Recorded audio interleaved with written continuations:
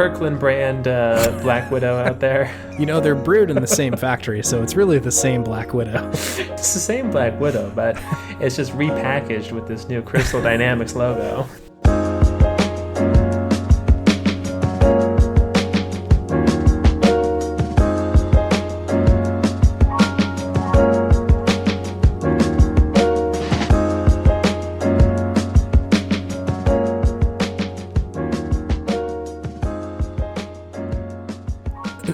The 2020 Honda Accord. The 2020 Honda Peace Records. The 2001 Wind Surfer. Is that what it was called? Wind Rider? Windstar? Windstar. A deeply, deeply appropriate name for a minivan. The Windstar. You used to be a star, but now you're just traveling the wind. That's nice. You gave the Windstar some video game wisdom at the beginning of the show. You're That's welcome. Good. You're welcome. That's what I do. It's a great car.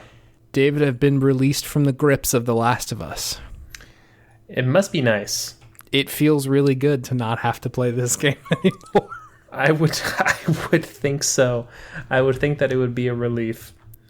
It kind of is. I couldn't stop playing, so the situation was weird. Mm-hmm. I couldn't stop playing the video game, but I also wanted it to be over, and now it is. Is it like the video game equivalent of like picking a scab or something? I think it's the video game equivalent of eating an incredibly spicy meal, and like you're halfway through it and you have made the mistake of ordering far too spicy of a meal, but it is still tasty. Mm-hmm. And you are still hungry. Yeah. So you do want to get through the meal, but it is painful to experience as it goes down. Yeah. And then you make the fatal flaw of touching your face, your eyeballs. Mistake. Yeah. Touching your the tips of your fingers directly into your eyeball, which I always make that mistake. Yeah, it's an easy mistake to make. Sometimes you just gotta touch your eyeballs. So I was, just real quick, it is Video Game Podtimism, the Optimist video game variety show where two best friends talk about the wonderful world of gaming. I'm Chase. I'm David. I had a request from M. Uh-huh. We just watched Hamilton yesterday on Disney Plus. Well. Pretty good musical. I think there's no real doubt on that one. Yeah. She asked if we were going to mention it in our podcast. Okay. I saw no way of connecting Hamilton to video games, but I would like to see if we can figure this out for the intro. How Hamilton relates to games? Just let's get it into the podcast somehow that makes sense. Hamilton is actually starring Hamilton from Overwatch. Is this true? Isn't there a Hamilton in Overwatch? Hammond. So Hammond. close. I was so close. So close. So close. Damn it. Okay. I was confident on that one. I apologize. That's okay. We'll take another pass at it. I almost had it. Lin-Manuel Miranda kind of sounds like Lin-Manuel Miranda. Hamilton Pro Skater? I think we can make a manual, a sweet manual joke into Lin-Manuel Pro Skater. I think there's an avenue there. It could be like a trophy. It could be like a trophy. Like do a manual for like 1,000 feet. Yes. Lin-Manuel Miranda. That's pretty good. You do have to be singing a song while it's happening. Does it like pick it up on the microphone or something? Yes. Okay. This is getting really complex now. It is. This is like a skater game, and so it is filled with a bunch of burnout pot smokers. And so you will have to be singing "I'm not gonna share my pot" instead of "I'm not gonna miss my shot." I'm not gonna share my pot, and now I'm not gonna share my pot. While you're doing the manual. Okay. The Lin-Manuel. The Lin-Manuel Miranda. Okay, that's better. The Manuel Miranda. The Manuel Miranda. Is there something that rhymes with Lin that's funny? Bin? No. Gin? Wait a second. I want to go back a few steps. Okay. If you fall and hit your lower leg with your skateboard after trying to perform a manual. Okay. I think it's the Shin Manuel Miranda. Shin Manuel Miranda. That's a connection, I think. Was any of this funny for anyone involved? I don't think so. I don't think so. I don't know. I don't think there's any jokes coming out of this part. I think it's more entertaining to think about how you could make Hamilton into a music or a video game. See, they don't do this very often. I feel like video games get movie tie-ins pretty frequently. They get comic book tie-ins. They get like book tie-ins sometimes. That's a little bit more rare. Rarely the video game musical tie-in. You know, it can actually be kind of fun, right? If you think about it, you just combine Just Dance, the vocal section of like Rock Band, of course VR, the hottest thing going right now. Yeah, you have to. So you're like on stage singing, doing the dances. And manualing. And manualing Mirandaing. And then Shin manual Miranda. Yeah, you're doing that. That's the game. That's it. You just do it. You do it for 3 hours. You get a 1 minute break in between halves. It's an exhausting video game to play. Really exhausting. You start off as just one of the background dancers, and then you eventually work your way up to being Hamilton. This sounds like a ridiculous idea, but I bet there is a niche of people who would eat this fucking video game alive if this was released. Why not? You don't even have to do it VR. You could just do singing in Just Dance. But yeah, no, Hamilton you have version. the DDR pad and the vocal mic. I bet people would. This just went from comedy to a game pitch. Yeah. Well, welcome, everyone. Welcome to We're Making a Game. Have you been playing video games, David? Just The Last of Us. That's it. Yep. The Last Still of in Us the pain Part 2. world. Still in pain I'm land. living in Painland. I took a break from video games for a second to visit the real life game of social interaction with my family for the first time in 6 months. Also, potentially painful given the current circumstances. Yeah. No, it was good. It was good. Yeah. But yeah, still playing The Last of Us Part 2, slogging through. Been playing for like 30 hours now. I'm just like, where is this game going? I don't know. Am I going to get to visit my hometown? Or that's what's now my town I live in? Yep. Sandy B. Maybe. No spoilers. Maybe. Also, how do they put Seattle and Sandy B in a game? It is a little odd that they've chosen both of the places that we live in for the locations in this video game. It does kind of feel like a simulation. It's weird. It's weird times. Anyways, say no more. I haven't finished yet. Yeah, still good. I don't know if I love it as much as I did last time. I don't think I like the Abby part quite as much as I do the Ellie part so far. Yeah. I don't know, it just doesn't feel some of the scenes that are supposed to be like these action set pieces just don't feel as polished. They feel a little wonkier. It almost feels like they kind of tacked this section on later than they were intending to, because I don't know. I felt that a couple of times with other Naughty Dog games, that there's just like they just but they put a different part of the game in there that just seems somewhat secondary to everything else. Not that it's bad, but that it's just not quite to the same quality as to the rest of the game that I had already played. But still good. Still really good, I'd say. Yeah, I'd agree with that. Like, I don't think it's a spoiler to talk about the fact that you play as Abby later in the game. No, I don't think so. But you do end up playing as her, and like, I was pretty against that immediately. Like, my first reaction was like, God damn it, I don't want to have to do this. But I think I enjoyed the section after like getting through most of it. They're definitely taking a risk and kind of a shot there. Yeah. That doesn't really happen all the time, I feel like, in video games. Of the person who, like, by and large is the villain for, you know, the first half of the game, suddenly they're like, okay, now you play as them. That's a risk, and so I kind of appreciate them taking that risk, but it's hard to like adjust as the player. Yeah, it is. I think at the end of it, I do appreciate them doing it though. Yeah, I'm still waiting for the payoff. See how that goes. I'd be interested to see what you think when you beat it.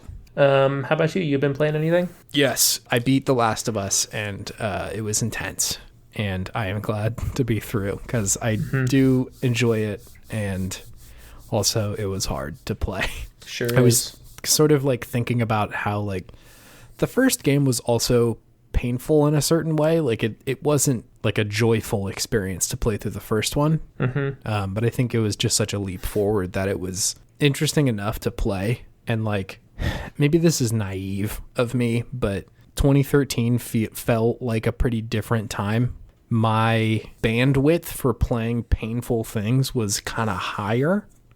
Like, I had tried to watch earlier seasons of Game of Thrones kind of recently, and like the same sort of feeling of just like, I don't know if I really want to devote so much time to like a show that's kind of like punishing in certain ways, that like kind of puts you through the ringer. Definitely. In the same way that The Last of Us does, and the first one too, where it's like there's just a lot of heart-wrenching stuff going on in this one. So like I'm fully aware that 2013 for a lot of people was still a difficult time, but I think it's just so overwhelming right now that it was a lot to shoulder. Totally. Yeah, it's a different time. Yeah. It's a different time. So as a result, I have been playing pretty much the polar opposite right now. Been playing a lot of Pokemon. Oh, Pokemon. They came out with like that DLC for the most recent Pokemon kind of recently. And so I played that. I went on a camping trip over the weekend to sort of just like get away from the city and be in nature for a little bit, which was honestly pretty good. Yeah. And I'm a big Game Boy Switch player during camping, because like what the fuck else is there to do other than like eat and drink, which I did plenty of and still had plenty of time for switching in video games. Classic indoor boy. Definitely. Yeah. I don't want to go on a hike. I don't want to just enjoy the sounds of nature. Oh man. But it was genuinely refreshing for me, but as a result had plenty of time to sit around and just play games. My game of choice for the weekend was Pokemon, just to kind of zone in, play something, collect a few things, play through it. It was pretty enjoyable. I was reminded why I liked this most recent Pokemon game, playing through the DLC. Okay. So in the DLC, they do this thing that I think they could benefit from doing more of. In most of the, I realized this after playing it, but in most of the Pokemon like mainline games, rarely is the formula broken of you have your team of 6 and you're fighting other people. Like that is, you can pretty much choose whoever you want all the time to have and go up against whoever you want to, or I guess the people that they're putting you up against. But in this one, there's a section where they give you a specific Pokemon, Cubfu. It's just a little bear fighting Pokemon. Okay. And they say in this next section, you have to use only this guy. He can be your only person in your party. And he has to be kind of a certain level or else you're going to get your ass kicked. And so it forces you to hone in on this one Pokemon and get pretty good with them and like know their moves and know them really intimately, rather than like, this Pokemon is just my strongest dude, so I'm going to throw him at whoever tries to fight me, and that usually works. Yeah. I thought that was kind of an interesting idea. I don't really know that they've done that very often, of like forcing you down this route of like only use this guy or something. Yeah. Yeah, I feel like they would benefit a lot from doing that more often, if like you can only use one type in this area, or like one group of Pokemon, or we're going to give you a pre-assembled team and you just have to know the matchups well enough or something. Yeah, just some more challenges.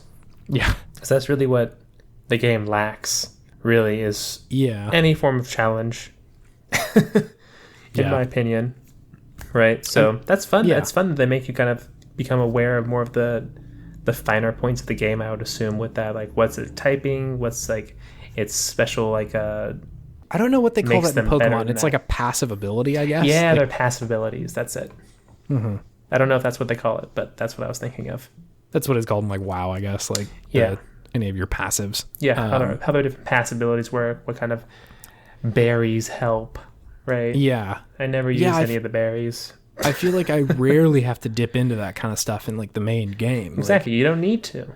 You don't need to. Unless you are fighting competitively, then that stuff matters. But if you're just playing the game itself, none of that matters. Yeah. I feel like the fun of the game is in the different matchups that you can have with different teams, right? Like, after having played just ungodly amounts of Slay the Spire, like, those two games sort of remind me of each other in a certain way. Like, the cards that you draft in Slay the Spire end up resulting in a play style that differs from enemy to enemy, right? Like, you have this enemy that I fight I'm really good against because of the cards that I've drafted, or I'm really shitty against this one. And so you kind of have to find this balance of what's good against everything. But in Pokemon, that doesn't always really happen. Like, you can kind of have some people who are good, like, types against each other, but that's really it. And you can usually have just one big, beefy dude who, like, beats the shit out of most people. Sure. Okay. But yeah, I feel like there's a lot of ground that you could get in there and make Pokemon real good. So I've been playing that. Good. I've also been dipped my toes back into the Mario Rabbids game that like launched for Switch. Right, that's an old game.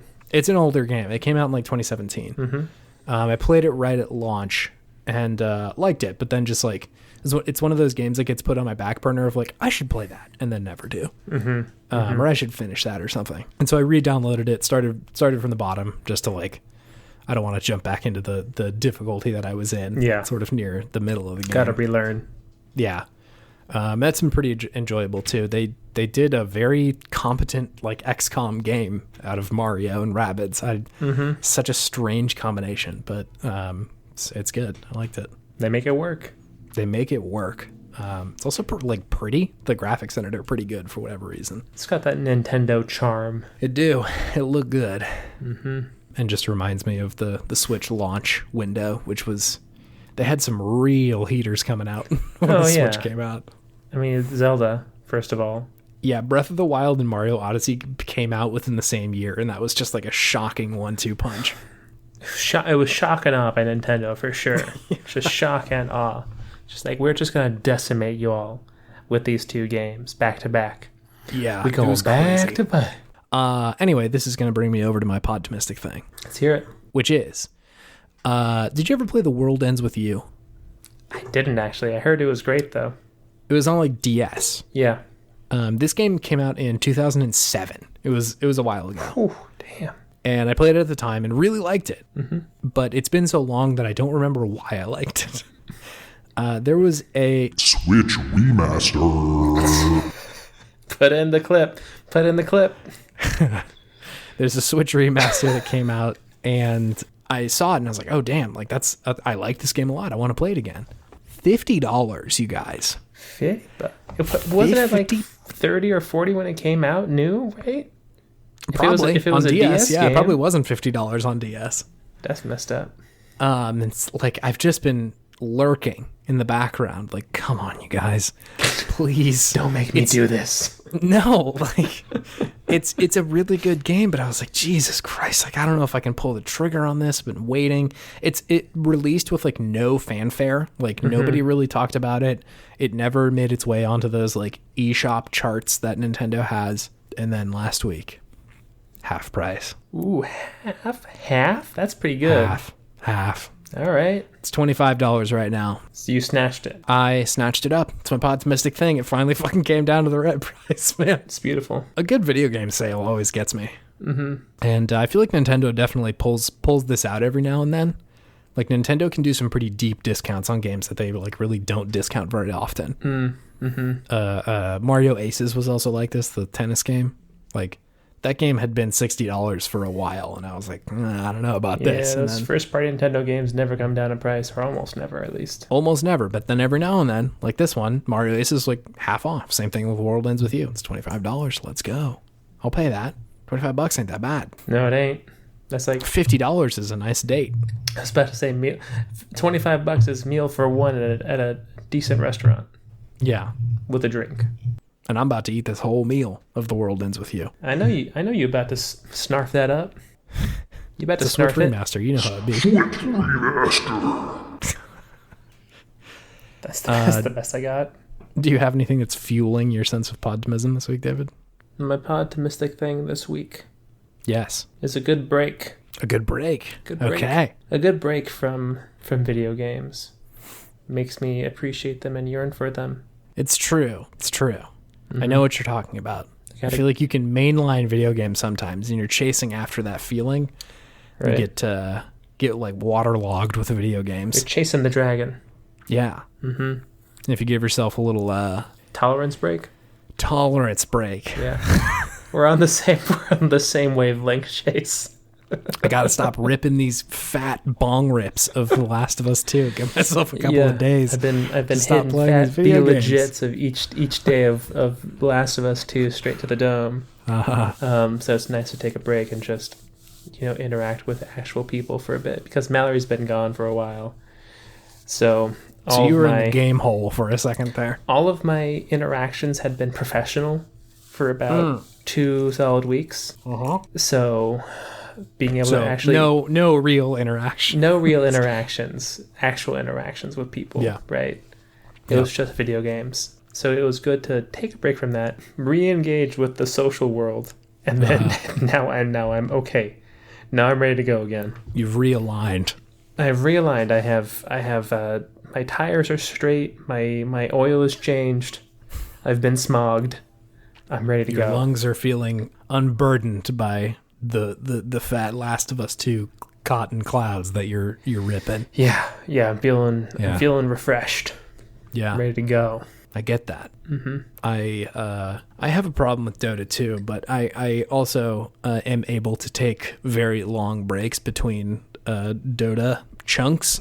Mm-hmm. They have released their battle pass in the last couple of months. I think I mentioned that at some point. But so now I'm in a section of playing Dota 2 quite a bit. But once that expires, I will probably stop again, which will make it more enjoyable when I come back. When they introduce 20 new mechanics that I have to figure out how to do. It's fun.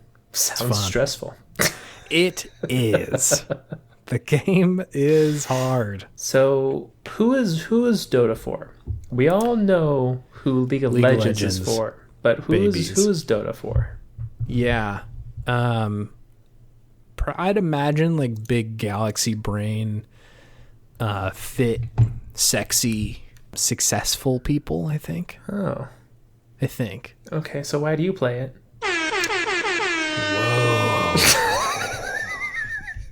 Whoa. You set me up there for that one. Come on. Yeah. Come on. That was a slow pitch across home plate, but you could have not swung at it. You could have held that bat and just let it go. You were really building yourself up there. I just needed to poke that ego balloon just a little bit. That's fair. Yeah, it's big brain time. Yeah, I don't know who the fuck this game is for. Sociopaths. Sociopaths. Damn. It's like the people who play this game are crazy and I think they just enjoy pain. It's so often the interactions in this game are not enjoyable and genuinely negative. So I don't know who the hell plays this game. I try and be a shining, positive and optimistic person in this game, but sometimes that works, sometimes it does not. Yeah, I wouldn't think so. I think it would not be able to work sometimes. I feel like a lot of the time people are so wrapped up in like they have to play the game that sometimes I sneak in there without them really knowing, and they're like, hey, this guy's nice. And other times they're so pissed off from losing 5 games in a row that they ain't having it. They ain't having me trying to be nice and joking. Hey, this guy's nice. That's cool. Just no. No. Where the fuck didn't you get all your gold up there, bro? Your last hits are shit. You don't have nearly the amount of items that you need already. Medusa's huge. She's going to kill us all. You're sitting up there with fucking 10K net worth right now. It's nothing. It's nothing. There was some real pain behind those words just now. Yeah, some real pain there. Playing this game for 8 years. There's a lot of memories. Damn. All right. Well, if you need a Tuesday about it, let me know. Yeah, I hear you. Okay, would you like to move on to our main thing? Yeah, let's do it. Sick.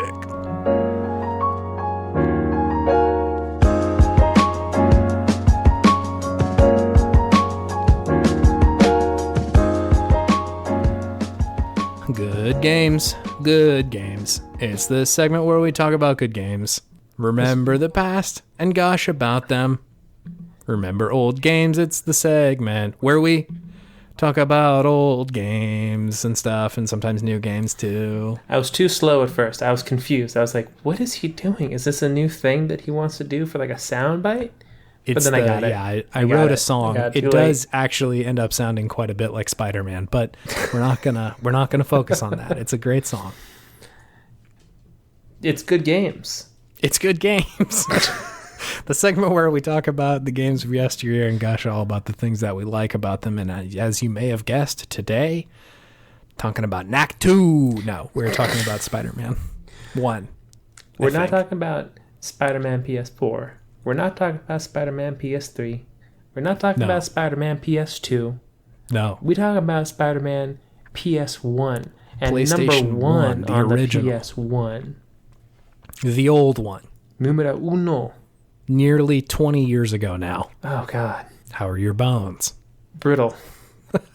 They need an infusion of calcium real quick. So we are talking about Spider-Man, the game that came out for PlayStation 1. Yeah. Let me drop some hot stats. Hot stats or hot facts? I think it's hot stats. I thought it was hot facts. I will put the stinger here. Hot stats. Hot stats. And one of us will be proven correct. I don't know who. I'm going to guess you. Maybe. I do edit it. You are the editor. I have heard it a lot. It's hot stats. Here we go. Hot stats. Hot stats. Let me hit you with some hot stats. This game came out September 1st of 2000. So indeed, nearly 20 years ago. A pre 9/11 video game. Yeah. Shot just pre. About a year. Not much time before the world was different. Simpler time. So this was about 6 months, which is not that much time before the new Spider-Man movies came out. Which I'd assume would... Like, the Spider-Man movies that came out after that were pretty different in their aesthetic. Oh, yeah. They were very new millennium. They had that sweet PlayStation 3 font as their font of choice. Was that the PlayStation 3 font, or was the It PlayStation looks 3 so font fucking similar? No, it's the other way around though. The PlayStation 3 font is Spider-Man font. That's just the way it is. They stole it. It's just they Stole stole it it fair and hard. square. Hey, they own that font. That's their movie. So I guess so. So yeah, the game itself resembled a lot more of the like 90s era aesthetic of the Spider-Man comics more than anything else. yeah, it's much more of a Spider-Man comic game than it is a Spider-Man movie game, because Spider-Man movies didn't exist back then. Or they did, but it was not nearly the success of Yeah, it wasn't the live action Sam Raimi movies. Tobey Maguire stuff. Yeah. So for the sake of clarification, there's a handful of ports that came out of this game. There's one I think that came out in like Dreamcast and N64, and there was one that came out on Game Boy that was a pretty different game. But we're talking about the PlayStation 1 game. Yeah. Which was made by Neversoft, which was also the people who made Tony Hawk. Tony Hawk. Most notable for Tony Hawk. They went on to make a bunch of other games, but those were kind of the two that were right up next to each other. Fun fact as well, this game used the same engine as Tony Hawk, which I was kind of surprised about. It did. Yeah. Whoa. Graphics engine? That's it? I think they didn't specify. They just said the same engine. So I'm assuming there's probably some of the like engineering groundwork was the same. Like I'm sure they had like a scripting language that they developed to like figure out how to do a bunch of stuff, but like how to program the game. But yeah, I thought that was interesting because these games are pretty different, like as far as mechanics and how it goes and how it looks. So Totally. yeah, I thought that was a fun fact. This game I think was fairly well reviewed, not like A+, but I think kind of B-ish. Yeah. And I do have a review from our friends over at Game Cult. Game Cult again. They're back at it again. I have cut their review into ribbons by running it through Google Translate through about 20 to 30 different languages and then back in English. So we'll see what they maybe had to say about it. Let's hear it. Adhering to the manganese of the 1980s, the famous Weaver played a role in this adaptation. You are immersed in a colorful adventure. Unfortunately, you are busy blaming these defects. However, the speed and variety of Spider-Man functions can reduce these errors. 6 out of 10. What? Yep. I think that's the most confusing one so far. We may have gone too far on this one. Manganese or manganese? Adhering to the manganese of the 1980s. Like the element? I mean, that's what the word says, but I don't know what it means. Yeah, can you Google search manganese? Manganese is a mineral found in several foods, including nuts, seeds, tea, whole grains, and leafy green vegetables. So I'm assuming that is what Game Cole was talking about here by mentioning manganese explicitly twice. Huh. Is that how Spider-Man gets translated into German as manganese? He is Kale Man in German. Kale Man. What is this video game? What are the mechanics of this video game, David? The mechanics of the game. Yeah, what do you do? Very, very small amount of web swinging. It's really like you have like 2 swings to get to anywhere. and you just travel in a straight line. It's pretty basic, but it's like you go rooftop to rooftop or like platform to platform essentially, and you go and you beat up people. You have basic melee attacks, you have basic web attacks, just like a couple. There's an element of sneaking to it, and there's also large elements of kind of traversing areas with some sort of threat coming for you, like trying to escape, right? Yeah. Very kind of basic early scripted action scenes, right? Or one where you're like running away from a helicopter trying to snipe you, and of course the end of the game where it's like you're running away from this terrifying monster. Like Doc Ock combined with Carnage, I think it was. It just made noises that haunted my psyche as a young child. To this day. Truly, yeah. But yeah, it's a pretty basic game. It doesn't do anything extraordinary except that it was like the first, from what I remember, good Spider-Man game. Yeah, I think that's true. I feel like a lot of the games of this era, like the kind of like late PlayStation era, that a lot of them are like listening to like kind of early rock music, or like something like that, where if in context you know the significance of the band, it's like, wow, this is really cool. But if you have no context and you listen to the Beatles, you're like, this is just, it just kind of sounds like the same music.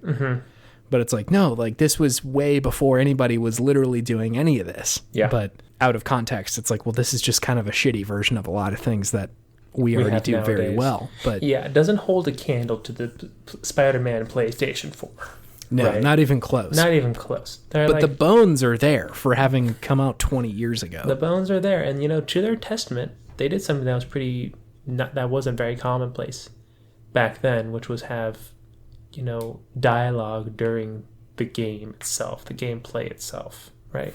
Yeah. From Spider-Man, which is, in my opinion, kind of a big part of the character, is kind of that witty rapport. Yeah. Right? So they did do a good job with that, from what I remember, to make it feel like a Spider-Man game, a true Spider-Man game. Yeah, I feel like they did a not bad job of that, which is surprising, again, given the time. A lot of games of that era do fall into the trap of like kind of just being a mechanics demo, where like there isn't much story to be told of or any tone or anything like that. It's just like, here's a fun thing you can do. Totally. And I mean, that's, a lot of games at the time did that, especially earlier than that. It was rare for a game to also do like story and dialogue or have some kind of tone that they were achieving, but I feel like this one definitely did. Totally. There's a bunch of weird shit about this game, and I like it for that. We were mentioning before this, the first scene, like the very first part of the game, actually Stan Lee comes in and he's like, "What up, fucking comic fans? It's me, Stan Lee, the man. I am speaking to you over this video game. Welcome, true believers. It's me, Stan the Man exactly. Lee." Please, Chase, don't butcher his intro. And he's like, it's essentially what he's talking about is just like, this game's gonna be fucking cool. Get ready for this shit. It's gonna be sick. I remember that part very vividly as a child. I was just like, who is this man? He sounds like a cool grandpa. I'm ready to play this game. I mean, I think this is kind of a thing in comics where like the artist will sometimes draw themselves into it and be like, hey, it's me, the person who drew this. What's up? But this is definitely not a thing in fucking video games or movies or anything like that. No. Like, at no point did Neil Druckmann came into Last of Us 2 and be like, hey, dudes, this game is going to be fucking sick. Ready You're to going to feel love it like shooting a piece these of dudes. shit. Oh, God. Yeah. No, totally. So, I don't know. I found that incredibly charming for a game to just be like, let's just put fucking Stan Lee in here. Let him say something. It really sets the tone well, too. It sets the tone just like, this is just going to be a fun comic book video game. Fun web-slinging action. Right? Fun web-slinging, wall-crawling action. Get ready to go. Oh, and then you just jump straight into it. You're just swinging from rooftop to rooftop, beating up thugs. Doing Spider-Man stuff. Your spider sense is going off. You're shooting web balls at people. You're zipping around places. Was that Marvel vs. Capcom right there? It was. I'm surprised you pulled that one. Web ball. Web ball. Football.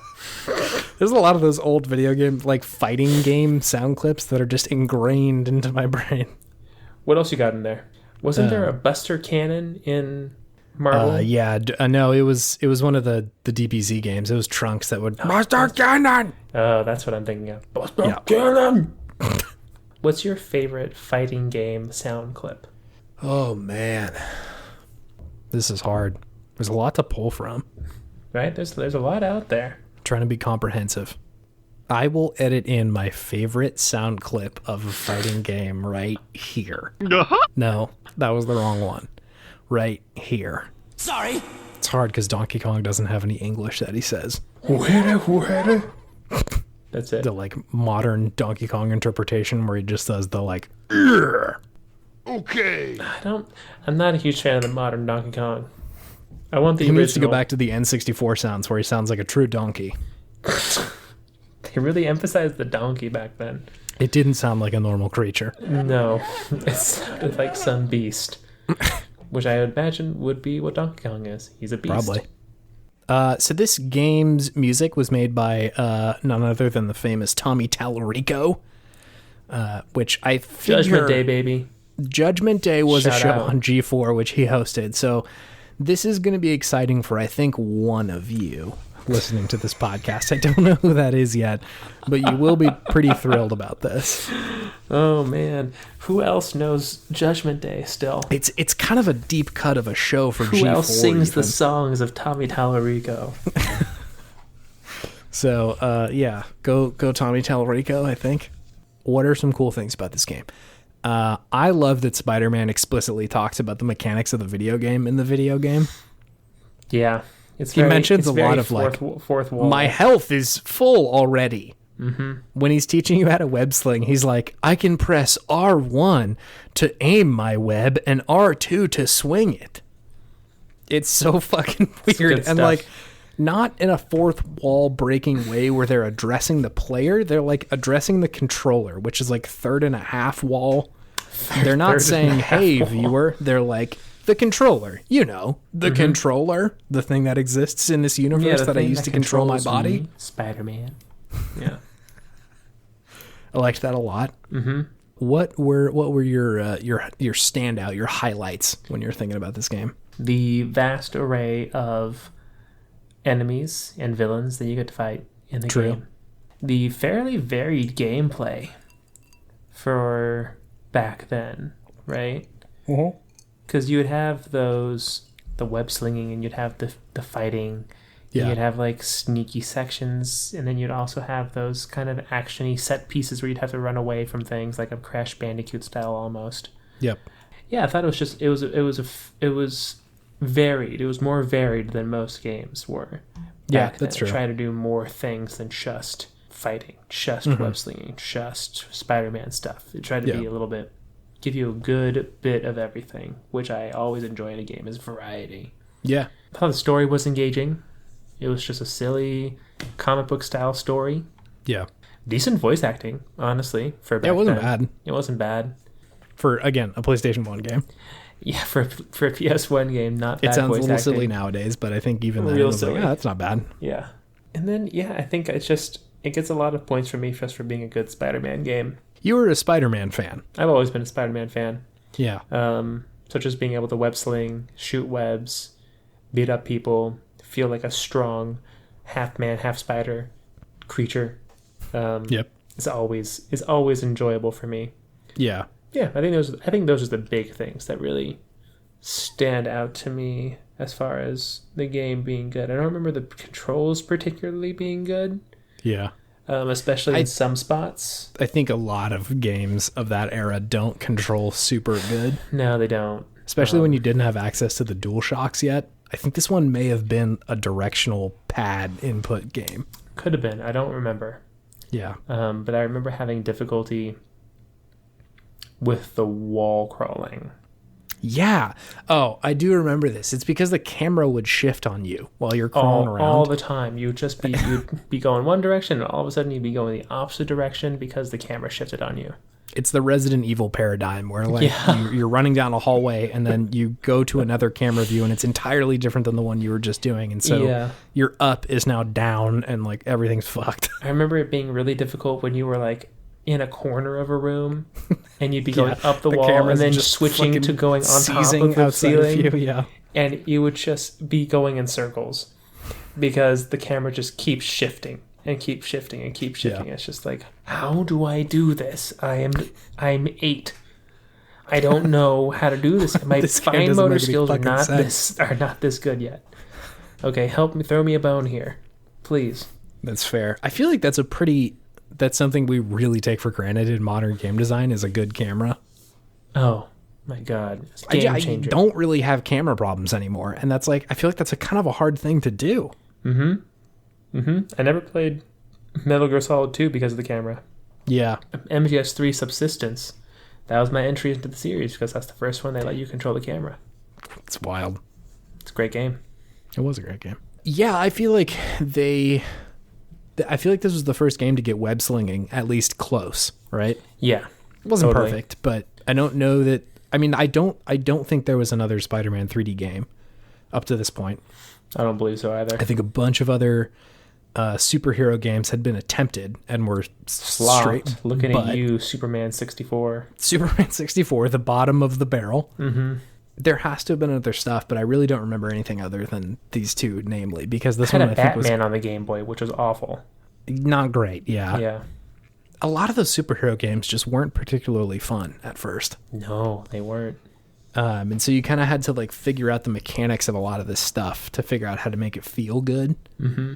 And they did not do Superman good, but they did do Spider-Man not bad, right? Like the web slinging feels good. You kind of like, they got the arc down of like you start kind of high, swing, you get speed, go up, and then you slow down a little bit. Like exactly. They got that. They do got that, and they got the web zipping pretty good. Yeah, where you like pull yourself over to a wall or something. Yeah, exactly. Mm-hmm. I was watching some clips of like the interior fight areas where like you're in like the bank at the beginning of the game. Yeah. And I feel like they had like kind of interesting level design. Like I watched them approach a couple of different situations where it's like there were some bad dudes on the other side of the room and you had like a couple of like air ducts that you could go into and sneak around and like get up behind them and stuff, or like pull yourself immediately up onto the ceiling and get above them and like drop down on them and shit like that. Mm-hmm. And so I thought that was like pretty novel for, again, a game of this era. They did a lot of air duct stuff. Had some it's pre Arkham Asylum sort of thing where it's like a lot of the game is functioning around sort of sneaky interactions, but you can also like get up at people and do a good punch. Totally. So I thought that was pretty cool. Had, like you mentioned, it had the right tone for a Spider-Man game. Mm-hmm. Like I think you're right that it would feel weird if Spider-Man was just like this voiceless entity that you got to play as. Totally. Wouldn't feel like Spider-Man. But he's kind of quippy, and the tone of the game is fairly lighthearted, like I think a lot of Spider-Man ends up being. Mm-hmm. There are serious parts to a lot of the comics and shit like that, but I think by and large the game was fairly like, this is supposed to be kind of fun. Totally. Especially with Stan Lee being in the background like, Stan oh no, something bad happened. You got to fight Rhino now. He does keep showing up. Yeah, I watched the Rhino boss fight, and like, what's the chick's name that's in the game? Black Cat? Black Cat. She like gets hit by Rhino, and he literally says like, "Oh no, Black Cat's nowhere to be seen."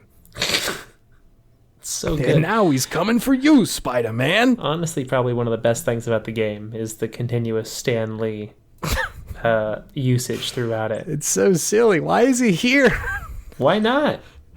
What do you got against Stan Lee, Chase? That's my question. I got nothing against Stan Lee. I got like Neil Druckmann shows up and he's like, uh-oh, how is Ellie going to get herself out of this one?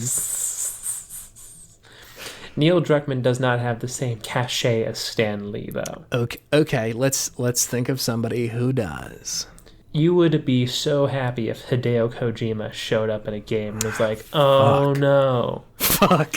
How is Solid Snake going to get out of this one? How is Norman Reedus going to deliver this package? You would be over the moon, and you know it. I would be joyed. You're correct.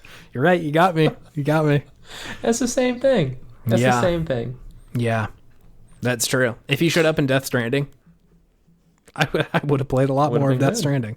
Would have been good. Wow. You really turned me around on that one. The final thing that I wanted to mention that was cool. Yeah. That Spider-Man games have never left behind. It's the costumes. They have a lot of costumes in that one. It's great. That the unlockable costumes are unreal. And they all came with different powers, if I remember correctly, which are it's very tight. This game set the Spider-Man game standard for that. Every other Spider-Man game, when they do that, it's really an homage tracing back to the legacy of this game. It's true. Truly. Like, it's pretty impressive legacy that it has there. I'm pretty sure I played through the game like another time because I was like, oh shit, the Venom costume is cool. You get free web. That's tight. Yeah, no, it really changes the way the game is played. It really does. When thinking about stuff that they could improve on, it's hard to really highlight anything that just like isn't done in the new Spider-Man games. Yeah, that's why games that have sequels are hard in this segment. Yeah, right. For the feedback stuff, or at least games that have developed in their like kind of own genre. Like this is like the superhero video game is a thing. Totally, yeah. Superhero everything's a thing nowadays. Yeah. So it's hard to imagine like, well, what would you improve on? Well, a more open world. Well, yeah, okay, duh. Better web slinging, places where you could go actually onto the street. Okay, yep, cool. Got it. Did that. Different side missions, open world, that sort of stuff. Great, cool. That's all in the new Spider-Man. So like, better fighting, more web tools, skills. That's it. It's all in there. More costumes. They got it. I think it would be cool to like explore what a comic book video game looks like now. I feel like most of the superhero games are essentially just doing the movies at this point.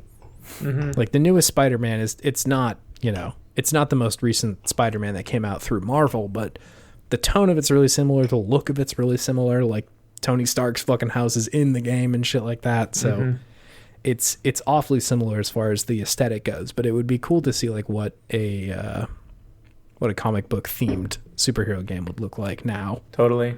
And I think that's what Crystal Dynamics is trying to do with the new Avengers game. Yeah. Or at least it's halfway between comic books and movie, which is what's making people like weirded out by it. Yeah. So it just seems like discount everybody as opposed to just making it its own thing. Sunny Select Captain America looks a little wonky. Kirkland brand Black Widow out there. You know, they're brewed in the same factory, so it's really the same Black Widow. Yeah, it's the same Black Widow, but it's just repackaged with this new Crystal Dynamics logo. It's just... All right, question about this game. So there's a new Avengers game coming out, for those of you who don't know. I am so confused about whether this game is going to be good or not. I want it to be good, but from the trailers and the game and the actual gameplay footage I've seen, it looks kind of boring. Yeah, it's hard for me to tell. I can't tell if this is going to be a good one or not. Yeah, it looks a little repetitive, but I'm withholding judgment. Yeah. I'm withholding judgment.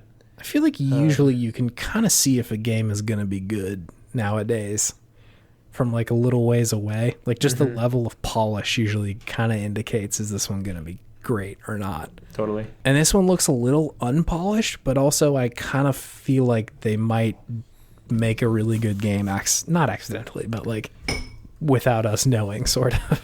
I mean, I feel like probably multiplayer would make this game really great. Yeah. If it was a strictly multiplayer 4-player experience or something like that. Yeah. Then it could be really interesting.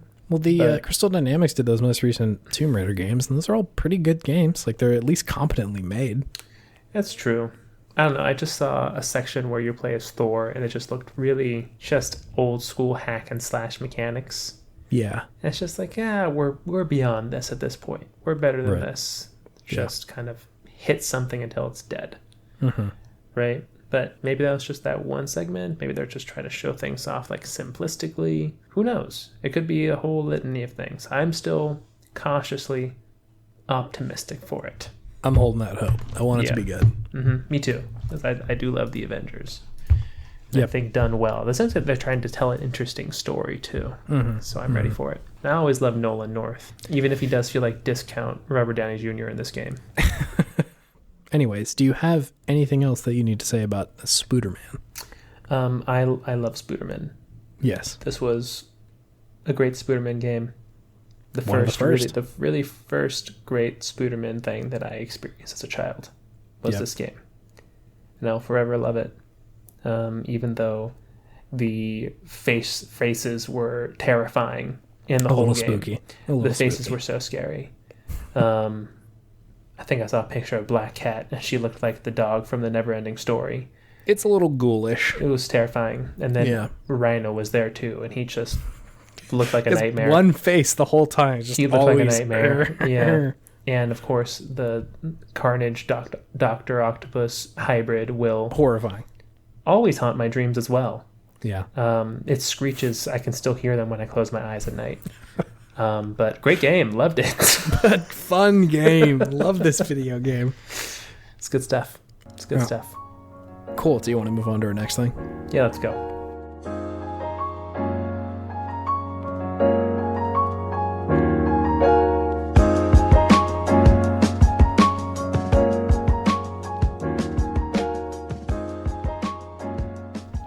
So it is our podcast's 21st birthday. Sort of. That's what I'm calling our 21st episode, is our 21st birthday. And I was, we've already sort of drafted up what a video game birthday would look like for Emily Alice, but I was just kind of thinking if we were going to host a podcast birthday for our podcast itself, we'll throw a little party. I want to figure out who's on the guest list. Okay. I want to figure out who's going to have your best party and your worst party. You get 3 guests per each party. Which one's the worst of all time and which one is the best? 3 of the best and 3 of the worst is what you mean? 3 of the best, 3 of the worst. Who's the first person on your guest list for your best? For my best? Yeah. It is Jimmy T from WarioWare. Jimmy T. This is the deepest fucking cut. Holy shit. If you want a guy to party, though, come on. Yeah, he's the dude with like the blue afro. He's the disco guy from WarioWare. Whoa, you are correct. I didn't know there was a right answer, but this is it. He's who you want at a party, right? Yeah. He just comes in dancing. He comes with a fleet of dancing cats. Do you remember that part of it? Where you had the dancing cats? Mm-hmm. Your party's going to be banging if Jimmy T is there. That's just a fact. Straight fact. He's incredibly rhythmic, if I remember correctly. Oh, yeah. He's going to bring the music. He is going to bring the party. Like, if there's the party pyramid, he is the strong, solid base of it. You know? I can't believe how deep this poll is. I'm like shocked. I'm in shock. It's one of the first ones I thought of. Jesus. I'm surprised that you thought of WarioWare on the base of it, but the name of the guy is pretty surprising. I knew it. I knew it in my heart the whole time. Fair. Wow. Okay, so that's a pretty good base. Okay, what do you got? Who's your? No, I want to hear the rest of your patrons. The rest? Okay. Yeah. Who's your second invite? My second invite is Isabel. From Animal Crossing. Whoa. Yeah. So Jimmy. He brings the fun. He brings the party. He brings the dancing cats, right? Yeah. He brings the energy. Isabel funnels that chaos into order. She's got logistics. She's going to figure out the cake handle. and the pizza. She's going to feed everybody. She's going to be the nicest person ever if you spill something, right? Yeah. She'll have all of the cleaning supplies ready to go. Uh-huh. Like, she won't judge you if you make a fool of yourself on the dance floor. She might come and dance out with you because she's just a nice woman, dog woman, right? Uh-huh. So she's number 2. These are so much better than my choices. Wait until you hear my third one, though. Okay. My third one is Joel Miller from The Last of Us. From The Last of Us? What the fuck is he doing there? Because if it's my party, and I know Joel is my bro, I know he will do absolutely anything to keep me safe. He's a loyal friend. To keep me safe and do good by me. Yeah, fair. He will even destroy humanity's last chance at survival. He will sink to new lows He to will make sink sure to you new have a good lows, time. and he will burden that morality for me if he knows that it will result in me surviving and having a good time at my party. Joel, I woke up and my whole house was clean, but I feel like I remember puking. But what happened? There was no puke. I got you out of there. They did a bunch of tests, and there was no way for you to puke, so I just took you out.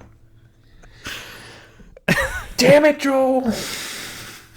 You lied to me. My turtle's dead. My toilet's clogged. What the fuck, Joel? They said that for you to have a good time, you had to die, so I took you out. Oh, God. I did what I had to do. Okay, sweet. Those are my three. That's my party. That's a good party. And, he's also good because if that's not necessary, he's just out in the corner by himself, not really bothering anybody. Fair. And I feel like Jimmy will be able to counteract his sad vibes. Mm-hmm. Right? Yeah. Especially with the dancing cats. You can't say no to dancing cats. That is true. It's hard to say no. Mm-hmm. Okay. Well, who do you got? Okay. On my list of invitees for the best party, call me trite. Call me predictable. Okay. Mario, bro. Mario. Okay. He has thrown quite a few parties. He sure has. He has a series named after him named Mario Party. He does. He definitely does. My question, though, Yes. are all of those parties good parties? No is probably the answer. But I do want to dress up as a cowboy and have a hootenanny. I do want to do that. And I think he would know how to... I might want to have a hootenanny. Might want to have a hootenanny. I get you. And I think he might know how to bring that heat to make it happen. He knows how to bring that hootenanny heat. That heat nanny. I think he's just been around the block enough to kind of know, too. He's been around for a long time. He's been doing this for a minute. That's true. He's just like, I've thrown some good parties. I've thrown some great parties. I've thrown some bad parties. I've thrown some awful parties. Yeah. I know how to throw a party now. I have succeeded. I have failed. I am Mario. He's like the kind of dude who like shows up without much fanfare and just like hands you a fifth of whiskey and like a cowboy costume, and he's like, let's go. And you're like, where? And he's like, you'll find out. We're going to Wild Westland, baby. We're going to the Wild Westland. And then he just takes you to Westworld. Mario, this is horrifying. Yeah, this is a nightmare, Mario. I want to go home. Are you a black hat or are you a white hat? The second person who I am inviting to throw a very good party. Mm-hmm. It's Sheogorath of the Daedric realm. A what? Sheogorath is the Daedric Prince of Madness. I was about to say that's the crazy one, right? That is the crazy one, who is usually in possession of, the Jabberwock? Whatever that fucking stick is that, like, does crazy shit in Oblivion. The Jabberwockies? Something like this. The Jabberwock. Or no, the Wabbajack. That's what I'm thinking of. Wabbajack. Like a Wabba This dude is going to insert enough chaos into the party to make it interesting. For your 21st. Okay. All right. I still am confused as to whether or not this is going to be a good party. See, I think just like a crazy wild party with Mario and the Prince of Madness there. See, I think that's what I'm here for. When it's your 21st podcast birthday, you want a little bit of crazy going on. You don't want a good time so much as you just want a crazy, memorable time. Correct, yes. I see you. I see what you're saying. I need Sheogorath to summon the Daedric realm into my party and see just kind of how demons do it. Opening the gates to oblivion. Yeah, I think he would bring the heat. He would burn the house down, which is cool. He might actually burn the house down. I'm in. Okay. All right. What's number 3? Number 3 is Winston from Overwatch. That's a pretty clear choice for me. Winston is the homie. He's the homie. He's gonna have a really, really good time with you. He's gonna bring some peanut butter. He's like, well, so he is like an ape. So that's pretty fun on its own. Mm-hmm. He's a huge, imposing force. Yep. So that's really cool. But he's also like a nerdy dude, and like, if you want to talk to him about like computers and shit, he will talk to you. And like, he's gonna bring the softer side of this party. Mm-hmm. And if need be, if Shea Gorath gets out of hand and like does something over the line, Winston's gonna put it down. Like, he's huge and strong and will put a little bubble barrier around you and save you, I think. Mm-hmm. Okay, I'm into it. He's just charming too. I find him a charming ape. He's got that deep voice. Hi there. I'm not even going to attempt. I can't do it. I can't get anywhere close to that good. Oh God. That was pretty good. Okay, cool. That's a pretty good party, I think. That is a good party. Sweet. Okay, let's turn the other page. Okay. Let's say by some twist of fate, we have made a mistake and invited the 3 worst people to show up to a party. Mm-hmm. Who are your worst? Who are your worst 3 invitees from video game world? Number 1, pretty straightforward, Kratos from God of War 1. Yeah, not a good invite on that one. He's not going to make this party fun for anyone. He's got to kill people, and when he's not doing that, that's what happens. He's probably going to do that. That's what happens. He comes wearing the ashes of his wife and child who died because of him. Who he murdered. He killed. Yeah, that is true. Them. That is true. And he always is just so loud. He's always yelling.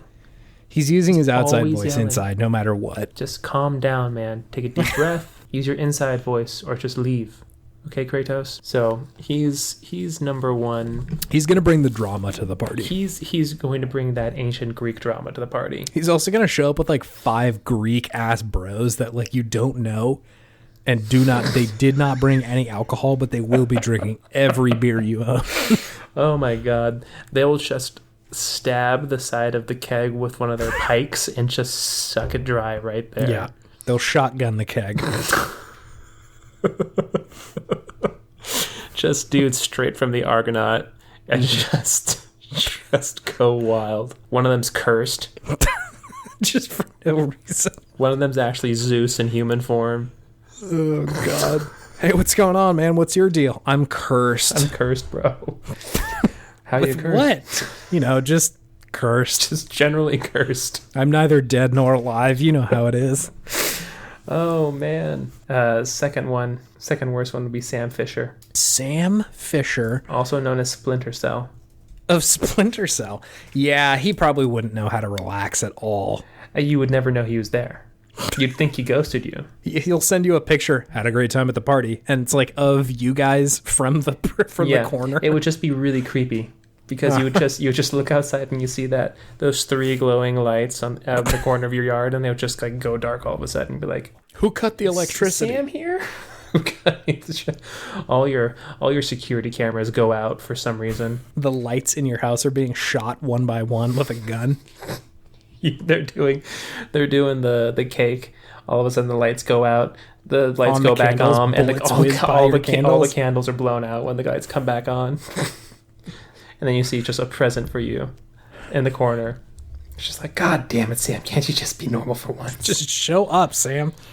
Just be with the bros, man. Mm-hmm. So he's the second worst one. Yeah, it's not gonna be a good party because of him. And then the worst, by far and away, the one video game character you would not want at any sort of party, ever, for any reason. Yeah. You see them, you grab the bat and you make them leave. Okay. Donkey Kong. I fucking knew it. I knew you were going to say this. Okay. Get him out of my house. Get him out of my life. I don't want him at my party. He's awful. I'm sensing some judgments here, David. No judgment, just facts, Chase. Donkey Kong's the worst. He's gonna do a donkey punch on somebody. He's gonna get happening star. He's just gonna leave. I'll gladly play Donkey Kong at Smash, but I will refuse to play him at any sort of party. He shows up to your birthday party. You get a bunch of presents. He finds a present that nobody decided to give to anyone. It's like the coolest thing. He finds the present that Sam Fisher left in the backyard. Hey, I got a KitchenAid. Is this anybody's? I'm gonna take this, I think. Like, God damn it, Donkey Kong. And then at the end of the game, even though it's your birthday party, end of the party, everybody just decides that he's the best and gets all the presents. It was actually his birthday. It was actually Donkey Kong's birthday the whole time. Little did you know. You invited all these people, but they've all turned on you, and now Donkey Kong's the birthday boy. Oh, God. Never invite Donkey Kong to your birthday party. That's the moral of the story. I want to retroactively invite Donkey Kong instead of Winston. Winston. Nope, sorry, DK's too late. now. You missed your chance, Chase. Fuck. Can I tell you about the worst party that I could throw? Yeah, let's hear it. I will not be inviting Azura from Azura's Wrath. Ooh, yeah, that's very similar to my Kratos pick. Similar Just to the Kratos, angry, that this loud is going man. to cause chaos that I do not want at this party. Difference being that if you invite Asura, your birthday party will probably be a tragedy that takes place over like a millennia. Yeah, over 1,000 years we'll be locked into this like time warp. Oh man. Yeah, no, he's gonna tear the house down, which is like not in a good way. Like in a I'm mad and I'm gonna punch your house until it explodes way. Just keep punching. Just keep punching. Number 2 is Slippy the Frog from Star Fox. Why Slippy? He's gonna show up, and this was a pity invite. You didn't necessarily want Slippy there, but like, what else is he doing? You know, Slippy will see the pictures on Facebook or Instagram or whatever, and he's gonna feel bad. He's gonna feel bad. You don't necessarily want him to feel bad, so you throw him an invite. But he's one of the only 3 people that shows up, and it's like, fuck, man, like I gotta talk to Slippy for like 5 hours. Why are only 3 people showing up to your birthday party? Oh, we're talking best party, worst party. These are the only people who show up. Sure. Yeah, I don't really want him there. He's gonna really make me sad. The conversation, like, I'll try and divert into another conversation, and he will go back to making it sad, and I can't handle that. And you know, he's military, so he's like awkwardly pro-Trump too, even though he's a total soy boy, right? Yeah. So you cannot connect with him on very many things. Okay, the last one. It's Nathan Drake. Whoa, okay. I thought he was a He's lovable gonna show rogue. up. You haven't hung out with Nathan Drake before in person.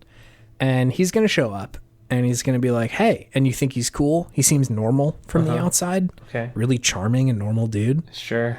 And then he's like, hey, I think I see some people on the other side of the street that are threatening us. I think I'm going to go do a murder. Don't you dissonance my little narrative, Chase. Don't you It's back, baby. You thought back. little narrative dissonance was dead. It's back. We're back in it, baby. Yeah, no, Nathan Drake is going to kill a bunch of people and then come back, like, holster his gun and be like, all right, so let's party. Shots, anybody? They were smuggling things. It's okay, guys. Don't worry, guys. Those were bad guys. Those were henchmen. I'm a good guy. Right, guys? I'm the good guy. Nobody has anything to say about it, right? I do have a gun. I brought a gun to this party, everyone. Not only did I bring a gun, I brought guns. Also explosives. Also, I will run you over with a Jeep if I need to. I can probably build a grenade if you give me enough things. Pretty much. Yeah, no, the party's going to end poorly. Azura's going to fight Nathan Drake. It's going to go bad. Slippy's going to cry. Don't want to be there. Slippy crying between Asura and Nathan Drake. Would it be like Asura would pick on Slippy because Asura's just mad, and then Nathan Drake be like, hey, you're a bad guy because you're picking on this misguided frog. I'm going to do a murder. Hat. So I'm going to do a murder on you. Yeah, no, it would not turn out great. That's a bad 21st podcast birthday. That would be and you're just alone drinking in the corner. Yeah, correct. Why does no one love me? And Sam Fisher shows up and gives you a present. Going dark. Does he have a catchphrase at all? Or is it just the sound of his goggles? Yeah, just that low electric wind-up noise. I think that's it. Also another game made by Clint Hawking. That Ludonarrative Dissonance fame. Mr. Ludonarrative Dissonance himself. Okay, good. I think that's good enough. That was good. Happy birthday, podcast 21st. You can drink now. 21st birthday podcast.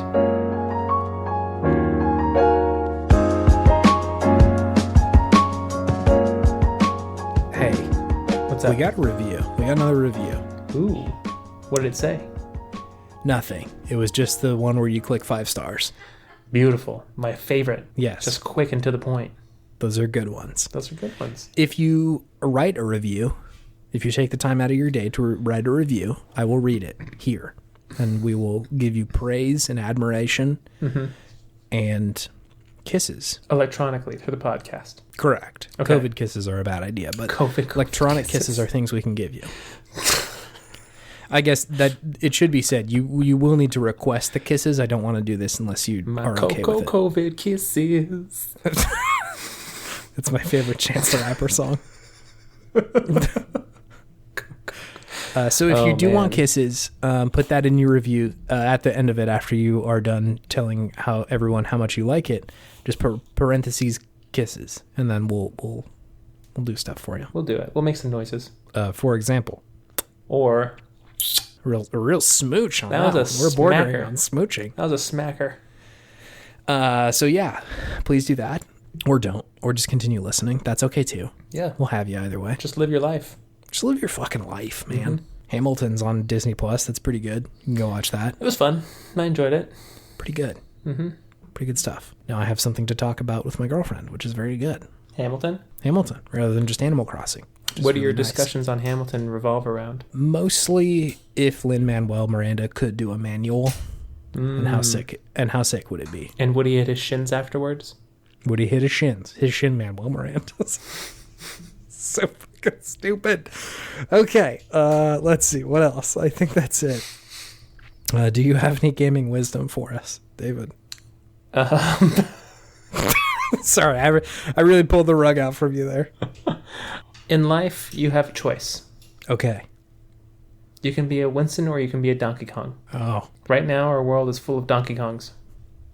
We need more Winstons. The world needs heroes as opposed to villains. So, Are you in? Is that what he says at the end of the speech? are you ready? Are you in? Are you with me? Are you with me? Oh my god, I can't do it for shit.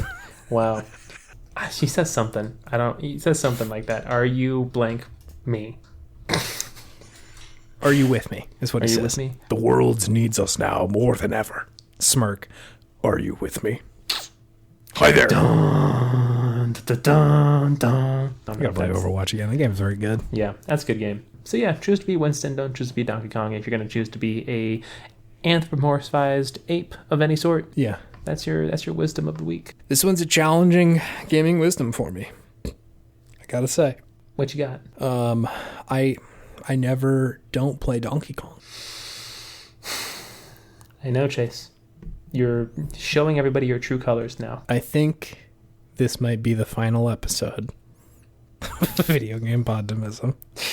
David's finally shown his disdain for Donkey Kong is too deep to continue moving.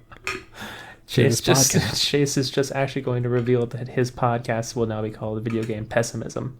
It's only me, and it's Donkey Kong all the time. It's just Chase talking to himself, pretending to be Donkey Kong. It will have one episode. I'm Sorry World. Name of the Do episode. I usually do gaming wisdom? Do I do one too? You did for a while, and then you stopped doing it because... Yeah. Usually the joke is that you do one that's very well thought out, and then I do like a little fart joke or I something. haven't been feeling them lately. I don't know.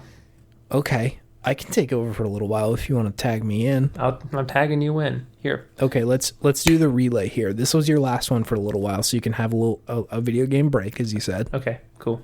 And then I'll tag in here, and then I'll do the next couple. Sounds like a plan. Great.